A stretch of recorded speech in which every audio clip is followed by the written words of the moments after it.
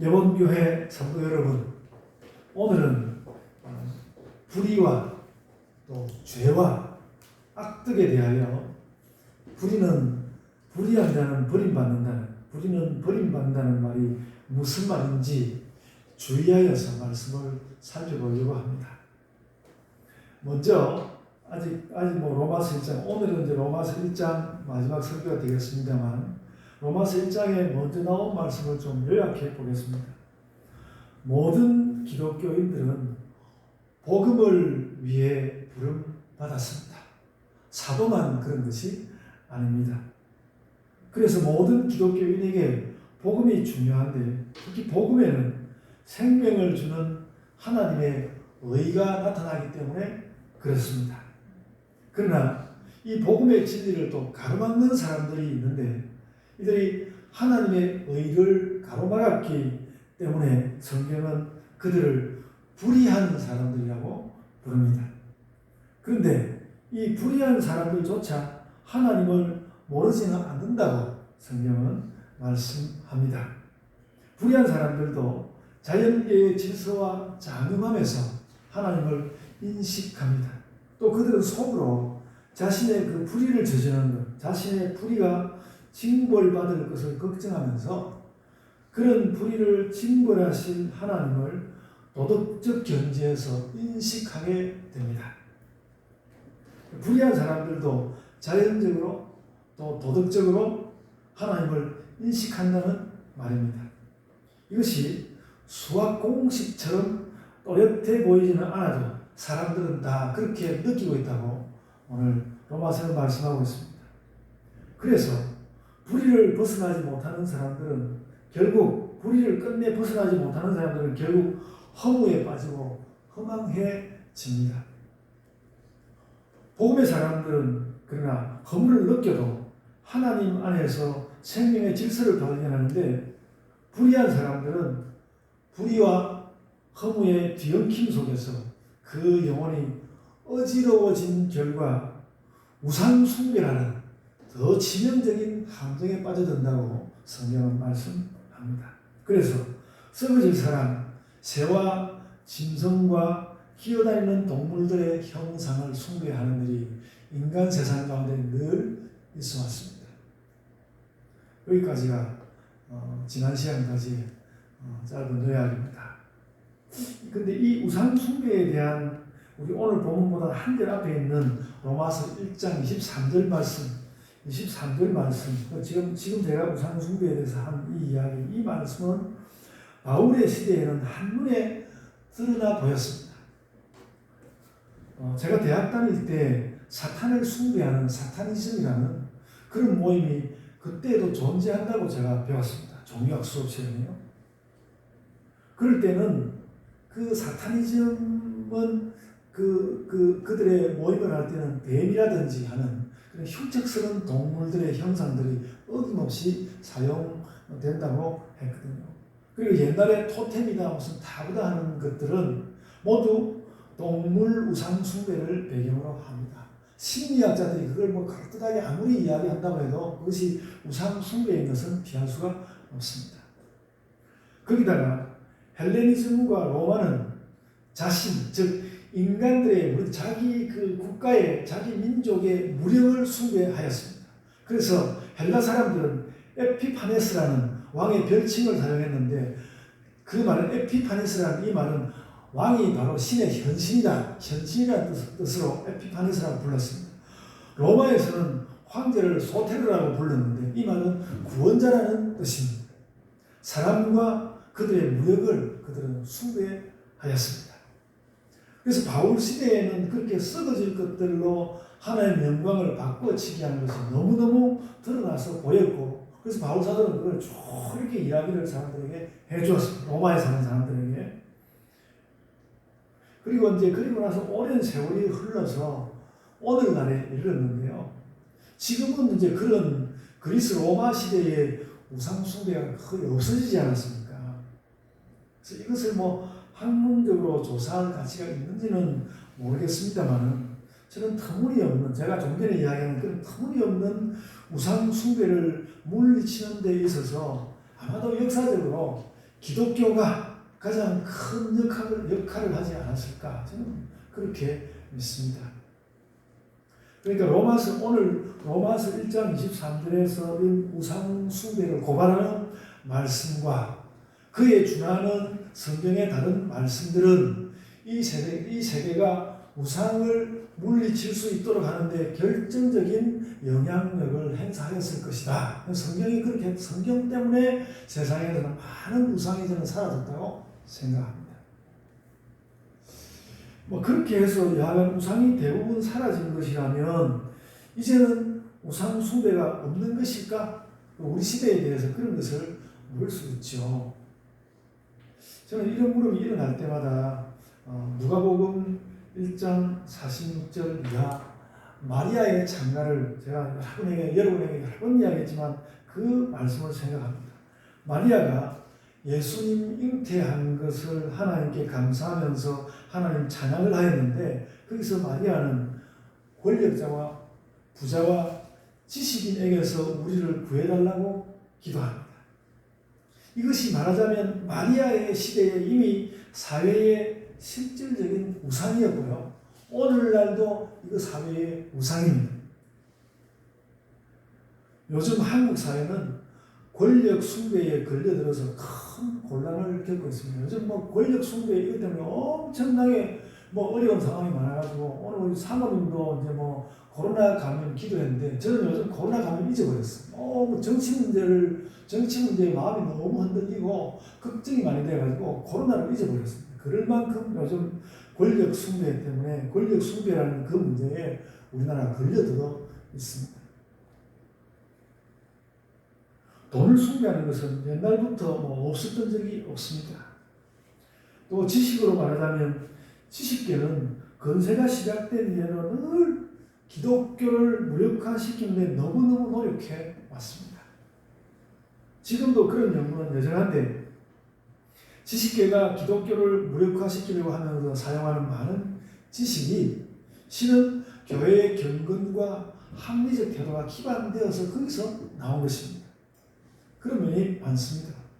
그래서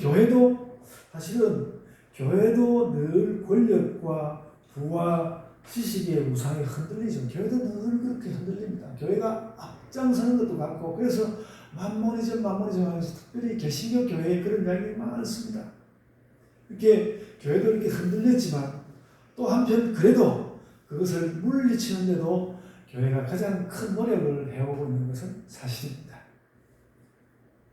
저도 요즘 철학 연구소 하려고 하는 이유도 그런 노력에 가깝다고 저는 생각합니다. 우상과 관련하여서 긴 역사와 사실들을 제가 말하다 보니까 그 이야기가 좀 길어졌습니다만 요약하자면 로마서 1장 23절에서 말하는 우상숭배는 양상을 달리하면서 늘 존재했다는 것이죠. 오늘도 피할 수 없다. 오늘날도 그렇다. 그리고 오늘 여기서 이런 우상숭배 이야기를 오늘 로마서에서는 왜 말씀하고 있는가? 불의한 사람들이 끝내 이런 교묘하고 다양한 우상숭배에 빠져든다는 것입니다. 불의한 사람들이 그 교묘한 우상숭배에 빠져든다. 그래서 사람에 따라서는 내가 권력 있고 돈 좀 많다고 해서 내가 우상을 섬기는 건 아니야. 그렇게 말할 수 있을 것입니다. 그러니까 긴 역사를 가만히 들여다보면요. 사람들은 그 마음 가운데 그 어떤 욕심을 가지고 있을 거예요. 그 욕심을 위해서 늘 그 욕심 때문에 그 욕심을 뭔가 그 욕심을 충족시키기 위해서 늘 마음에 무엇인가를 숭배해 왔습니다. 그 욕심을 충족시키기 위해서 마음 가운데 뭔가를 숭배해 왔습니다. 성경은 세계에 대한 어떤 바람이 있어서 정말 그 어떤 숭고한 마음을 끌어낼 것이라면 그 마음은 우상이 아니라 하나님을 향해야 되는 것인데 하나님과 우상을 바꿔치기 하는 것은 그게 틀렸다는 것입니다. 그렇게 말씀합니다. 그래서 로마서 1장 19절에 하나님을 알만한 것이 그들 속에 보인다고 말씀하는 것은 그런 뜻을 말하는 것입니다. 그래서 오늘날도 권력과 부와 학문이 가는 곳에는 늘 우상 숭배의 위험이 있습니다. 그래서 여러분 예배하기는 어떤 말이 있는가 하면 하나님을 예배해야지 예배를 숭배하지 말라는 그런 예배하기에 그런 말씀이 있습니다. 하나님을 예배해야지 예배를 숭배하지 말아라. 예배를 아주 잘 드려야 되겠다. 그래가지고 예배 잘 드는데 너무 신경 쓰는 그 예배를 숭배하는 것이라고 이렇게 이야기합니다. 예배학에서 그런 주의를 주고 있습니다. 그래서 조금만 부주의하면 사람에게는 자기 욕심을 따라서 우상 숭배하는 그런 일이 일어나고야 맙니다. 그리고 본문은 그 우상 숭배에는 반드시 바라는 바가 있다. 이미 조금 말씀드렸지만 우상 숭배에는 반드시 바라는 바가 있다고 말씀하는데 24절에 이렇게 말했습니다. 그러므로 하나님께서 그들을 마음의 정욕대로 더러움에 내버려 두사 그렇게 말했습니다. 마음에 정욕이 있다. 이 바라는 것이 마음에 정욕이 있다. 욕심이 있다는 바라는 바가 있다. 욕심이 있다는 이야기입니다. 그래서 그 욕심 때문에 25절입니다. 피조물을 조물주보다 더 경배하고 섬긴다. 이렇게 말씀하고요. 본문은 특별히 그 정욕이라는 것을 주로 성욕과 결부시켜서 29절 이하 수많은 그 악덕들을 연결시켜서 열거합니다. 성욕에서 시작하고 많은 악덕들과 그것을 연결시킵니다. 그래서 로마서 1장 말씀은 우상숭배와 이 수많은 정욕, 욕심들을 분명히 연결시키고 있습니다. 그러니까 욕심을 가지는 것은 곧 우상숭배를 하는 것이다. 욕심을 가지는 것은 우상숭배를 하는 것이다. 자, 긴 설명은 하지 않겠습니다만 29절 이하의 21가지의 악덕 목록이라고 합니다. 악덕 목록을 열거하고 그것을 인간의 욕심에 연결시키고 또 그것을 우상 숭배로 해석해내는 것은 저는 바울이라는 분의 엄청난, 물론 성경 말씀이지만 바울이라는 그분의 엄청난 통찰과 영성이라고 생각합니다. 이런 사람의 악덕을 21가지를 쭉 열거할 수 있다는 것도 대단하지만 그것을 그렇게 인간의 욕심과 연결시키고 우상 숭배하고 연결되어 있다는 것을 로마서 1장은 보여주고 있는 것입니다. 그래서 우상 숭배는 욕심에서 오고 그 욕심은 결국 죄악을 낳는다고 우리에게 가르치는 것입니다. 그래서 29절 이하 악덕 목록은 죄가 솟아나는 인간 흉중을 속속들이 해부한 것입니다. 그러니까 너희 마음속에 이런 것이 있다고 속속들이 다 파고 들어가서 밝혀내는 내용입니다. 단지 더 끔찍한 죄를 열거한다기보다는 인간의 죄악된 마음의 형상이 어떠한지 그 그림을 그려내고 있는 것입니다. 사람이 이런 죄를 짓는다 하는 것이기도 하지만 사람의 마음이 이렇게 생겼어. 사람의 악한 마음이 이렇게 생겼어. 그렇게 우리는 읽어야 합니다. 나의 악한 마음도 이렇게 생겼어. 그래서 29절입니다. 29절 이거 한번 읽어봐야 하는데 21개의 악덕 목록 모든 불의, 추악, 탐욕, 악의가 가득한 것 시기, 살인, 분쟁, 사기, 악독이 가득한 것 수근수근하는 것, 비방하는 것 하나님께서 미워하시는 것, 능욕하는 것, 교만하는 것, 자랑하는 것 악을 도모하는 것, 부모를 거역하는 것, 우매한 것, 배약하는 것, 무정한 것, 무자비한 것 21개인데요. 여러분 내가 그래도 아주 철저하게는 아니라도 내가 그래도 이건 좀 없는 편 아닐까? 이건 좀 없겠다. 나는 불의는 좀 없어. 그럼 5점 이렇게 해가지고 몇 개나 되는지 한 21개, 그러니까 21개 되면 105점이니까 5점은 보너스 점수고요. 그래가지고 맥에서 몇 점 되는지 하면 60점 아래로 내려가는지 혹은 좀 더 많이 받을 수 있는지 하면 집에 가서 21개 다 세면서 한 개 딱 조금만 있다 생각하면 5점 쳐서 주고요. 그래가지고 몇 점 되는지 한번 헤아려가지고 혼자 비밀로 가지고 계시기 바랍니다. 로마는 불의를 품은 자의 마음이 이렇게 생겼다고 불의한 자의 마음이 이렇게 생겼다고 고발하는 것입니다. 제가 이미 권력과 부와 지식이 우상 숭배 대상이 된다고 했고요. 그뿐만 아니라 인간의 온갖 악행들은 마음의 악과 욕심을 품는 우상 숭배입니다. 그래서 그러니까 뭔가 욕심을 가진다는 것은 하나님을 안 믿는다는 것이고 우상 숭배하는 것입니다. 그래서 뭐 이렇게 물 수 있겠죠. 악행과 우상 숭배가 어떻게 통한다는 것입니까? 본문은 그것이 욕심에서 통한다. 욕심에서 통한다 이렇게 말씀하고 있습니다. 모든 악행들이 내가 원하는 어떤 욕심과 관련되어 있고 우상 숭배도 욕심과 관련되어 있다. 그러므로 악행과 우상 숭배는 욕심에서 서로 통한다. 이것이 로마서 1장 후반부가 우리에게 주는 교훈입니다. 그래서 이제 28절 이하 단락에서 21개 악득 목록을 말씀했고요. 그 악득 목록을 말씀하기 전에 24절로부터 27절에서는 악행의 들어옴을 좀 성령을 가지고 말씀을 했습니다. 성령을 가지고 말씀을 했는데요. 근데 그 말씀을 모두 합쳐보면요. 그 성령만 들어온 것이 아니라 모든 악행이 들었다는 것이죠. 그러니까 로마서 전체를 합쳐보면 모든 악행이 들었다는 거예요. 모든 악행이 들었다. 요즘 온누리 교회 그리고 분당 우리 교회 그 담임 목사님들이 국회에 가서 차별금지법 반대 시위를 하고 있다는 이야기를 들었습니다. 오직 동성애를 합법화하지 말라는 건데요. 이게 나쁘지 않습니다. 그런데 여러분 동성애만 들어온 것이 아니라 죄들은 모두 들었다는 것이 성경의 뜻입니다. 죄는 모두 들었다.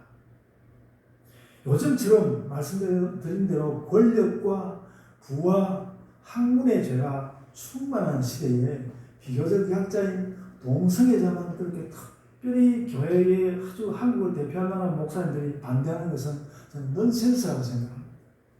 차라리 무슨 삼성 사업 앞에 가서 이렇게 함부로 너희만 돈 벌어먹지 말아라. 그런 것도 먼저 하고 난 뒤에 그 다음에 성적 소수자 그들에게도 그렇게 하지 말아라. 이렇게 하는 것이 저는 순서가 맞다고 생각합니다.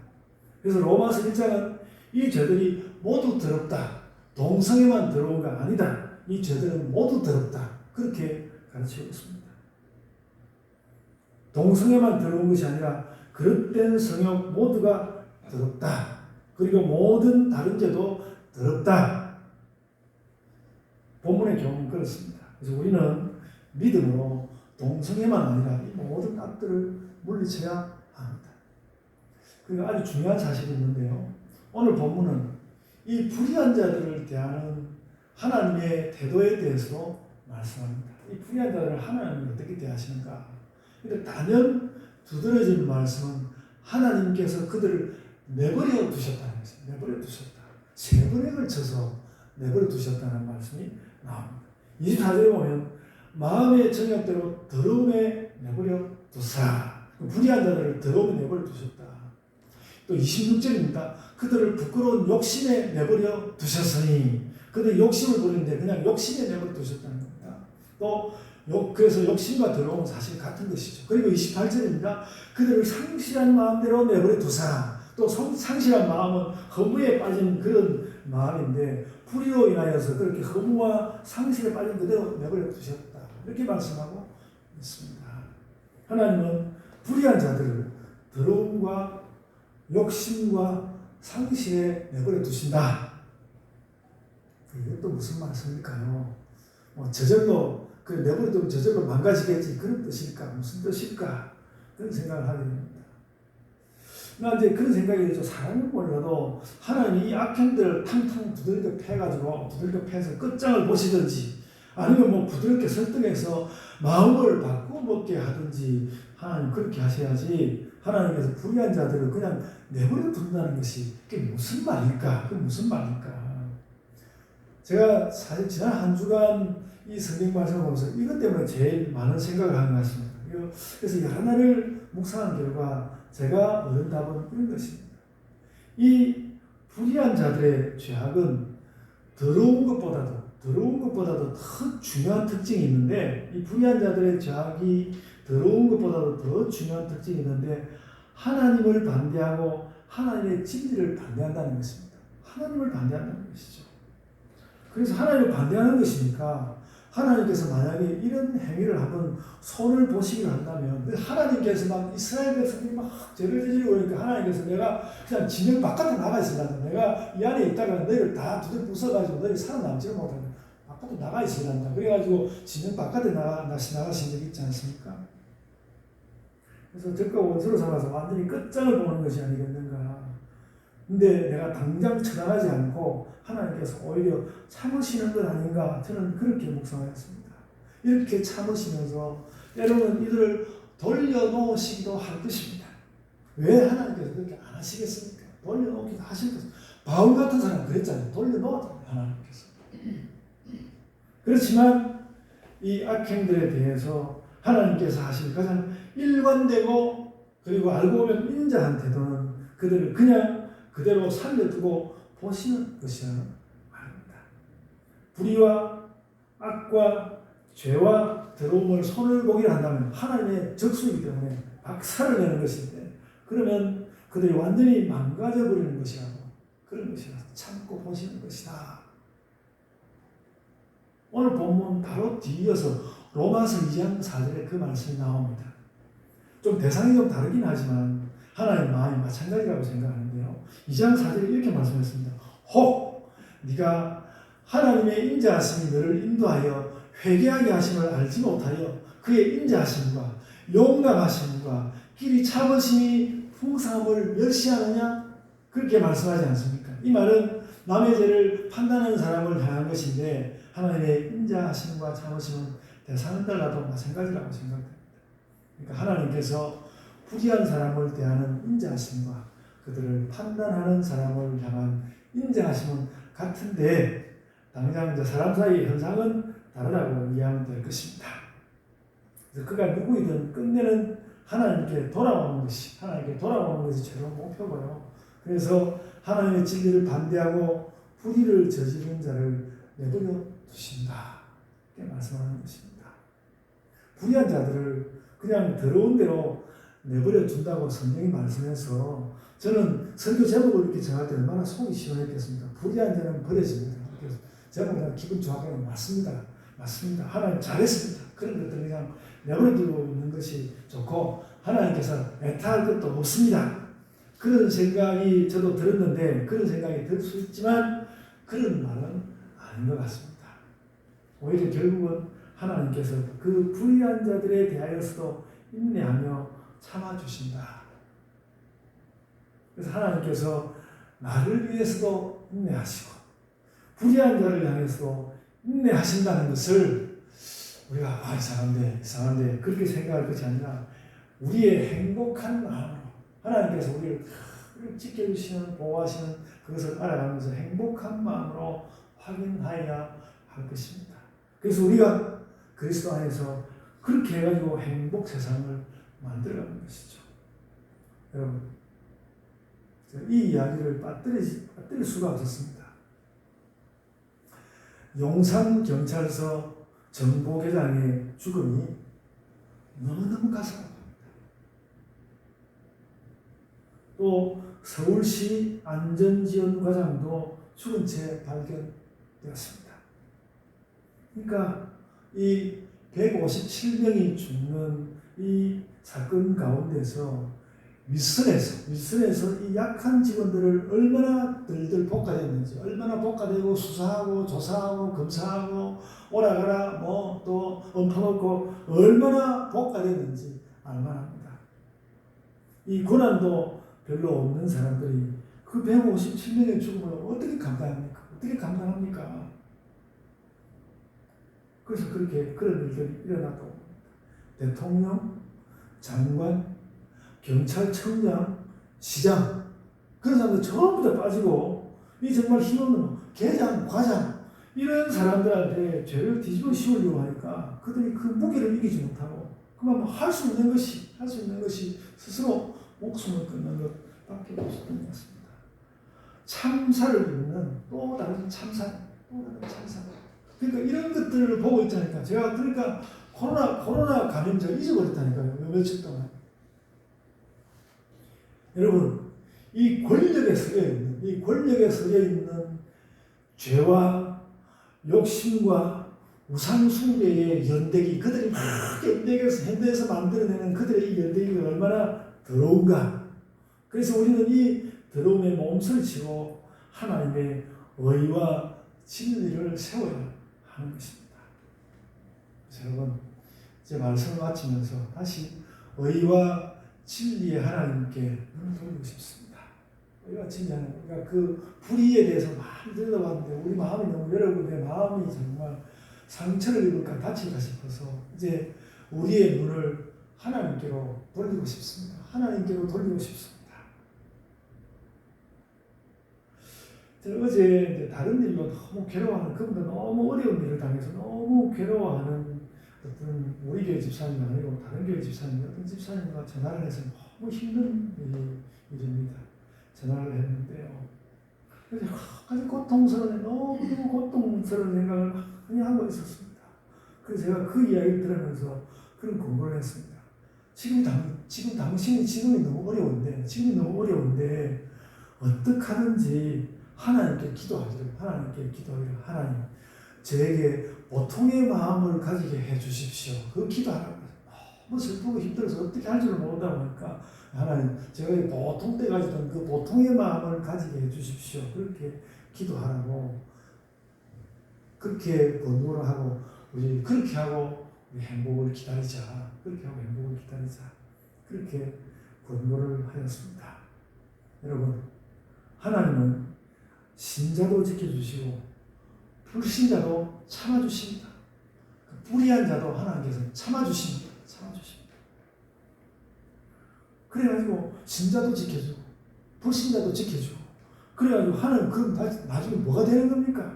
그런 질서가 장차 뭐가 되는지 우리로서는 계산이 잘 안 되지만 하나님께서는 지금 나의 삶의 자리에서 그렇게 지키고 참아주고 계시라는 것입니다.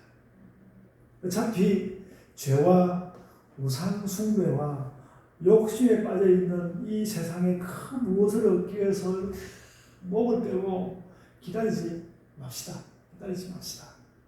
하나님의 의와 진리와 복음을 중심으로 사는 삶을, 그래서 이 한 주간도 연습하시기를 바랍니다. 또한 그렇게 살아가시기를 바랍니다. 그렇게 해서 우리 삶을 한 가닥을 또 의로 연결하고 한 가닥을 또 의로 연결해서 그 의로 연결한 것이 하나님이 주시는 복이 되기까지 그렇게 인내를 가지고 살아가는 온 예본교회 성도들 다 되시기를 바랍니다. 아멘. 기도하겠습니다.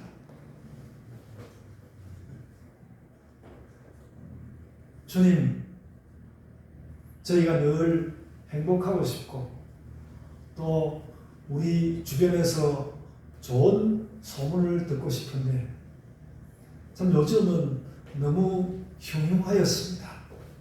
참 오랜 수십 년 세월이 걸려서 해외 외국들로부터 선진국이라는 이름도 얻어놓았는데 그것을 일거에 까먹어버리는 것 같은 이런 어려운 시기, 우상 숭배가 횡행하는 이런 시대를 저희가 살아가고 있습니다. 아버지 하나님, 저희가 울분을 가지기보다는 저희가 찬찬히 이 세계를 들여다보면서 신발이 한 가닥씩 하나님의 의회로 가져오고 또 가져오고, 참 주님 뒷글모와 태산이라고 한 가닥 가져온 것이 옷을 이루고 세계를 이루는 그런 날이 되기까지 주님, 저희가 참 단단한 마음으로 이 시대를 살아가겠습니다. 아버지 하나님, 저희에게 오셔서 지금 이 시간에, 지금 이때에, 지금 이곳에서 아버지 하나님께서 저희를 지켜주소서. 그렇게 기도하는, 늘 날마다 매일매일 참 기도하는 것을 그러지 않고 주님, 오늘도 걱정이 있지만 아버지 하나님을 바라보며 아버지 하나님을 향하여서 우리의 실마리를, 그 실가닥을 들이대어서 또 행복을 얻기 원하며 의로운 것을 얻기 원하는 그런 신자들이 되게 하여 주옵소서. 우리 예본교회가 그런 의로움을 실현하는 교회로서, 바로 우리가 살아가는 이 자리에서 의로움을 실현하는 교회로서 복음을 가진 교회로서 살게 하여 주옵소서. 주님, 저희의 그러한 삶으로 영광 받아 주옵소서. 감사하고 예수님 이름으로 기도드리옵나이다. 아멘.